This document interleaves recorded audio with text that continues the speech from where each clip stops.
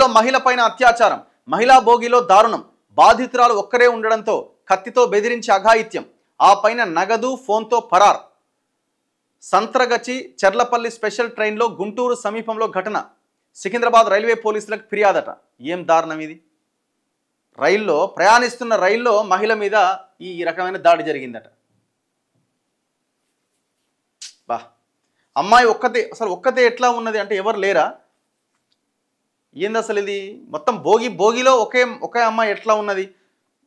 కదులుతున్న రైల్లోనే ఒక మహిళా ప్రయాణికురాలు అత్యాచారానికి గురైంది. బాధితురాలికి మాయమాటలు చెప్పి మహిళా భోగిలోకి దూరిన దుండగుడు ఆమె ఒక్కరే ఉండడంతో కత్తి చూపి బెదిరింపులకు పాల్పడ్డాడు.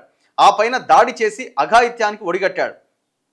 తేరుకునే లోపే ఆమె బ్యాగులో ఉన్న నగదును, మొబైల్ను తీసుకొని రైలు దిగి పారిపోయాడు. సోమవారం రాత్రి ఆంధ్రప్రదేశ్లోని రాజమండ్రి నుంచి బయలుదేరిన సంత్రగచి చెర్లపల్లి స్పెషల్ ట్రైన్లో గుంటూరు సమీపంలో ఈ ఘటన చోటు చేసుకుంది.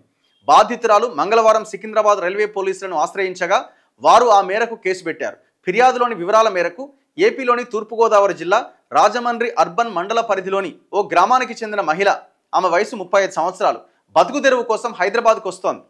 నాచారంలోని ఒక ప్రైవేట్ సంస్థలో పనిచేయాల్సి ఉండగా చెర్లపల్లిలో దిగేందుకు సోమవారం రాత్రి రాజమండ్రి స్టేషన్లో సంత్రగచి స్పెషల్ రైల్లోని మహిళా బోగిలో ఎక్కింది. రైలు గుంటూరు స్టేషన్కు చేరుకునేసరికి తోటి మహిళా ప్రయాణికులంతా దిగిపోయారు. ఈ క్రమంలోనే రైలు కదులుతుండగా సుమారు 40 ఏళ్ల వయసున్న అగంతకుడు వచ్చి మిగతా బోగీల డోర్లన్నీ లాక్ చేసి ఉన్నాయని తీయమని బతిమిలాడడంతో తీసిందట. దీంతో అందులోకి ఎక్కిన దుండగుడు 20 నిమిషాల తర్వాత తన వద్ద ఉన్న కత్తి చూపి బెదిరించాడు.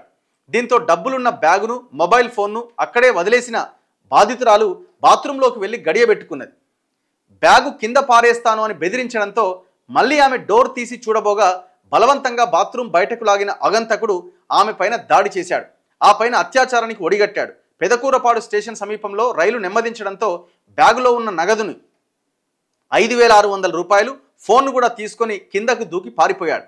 బాధితురాలు చెర్లపల్లిలో దిగి స్టేషన్ సిబ్బందికి జరిగిన విషయాన్ని వివరించగా వారి సూచనతో సికింద్రాబాద్ రైల్వే పోలీసులను ఆశ్రయించింది. ఈ నేపథ్యంలో 0 ఎఫ్ఐఆర్ నమోదు చేసిన అక్కడి పోలీసులు బాధితురాలిని వైద్య పరీక్షల నిమిత్తం ప్రభుత్వ ఆసుపత్రికి తరలించారు.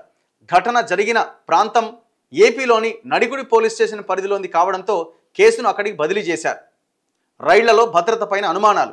రైల్లో అత్యాచారం, దోపిడీ ఘటన రైల్వేలో కలకలం రేకెత్తిస్తోంది. ప్రయాణికులకు రైల్వే శాఖ కల్పించే భద్రత ఇదేనా అన్న విమర్శలు వస్తున్నాయి. ఈ సంఘటన గుంటూరు లాంటి ప్రధాన రైల్వే స్టేషన్లో భద్రతా వైఫల్యాన్ని స్పష్టం చేస్తోంది. నిబంధనల ప్రకారం మహిళల కోచ్ రైలు వెనక భాగంలో సిగ్నల్ ఇచ్చే గార్డు కోచ్కు ఆనుకునే ఉంటుంది. గుంటూరు స్టేషన్లో రైలు బయలుదేరే ముందు గార్డు సిగ్నల్ ఇస్తారు.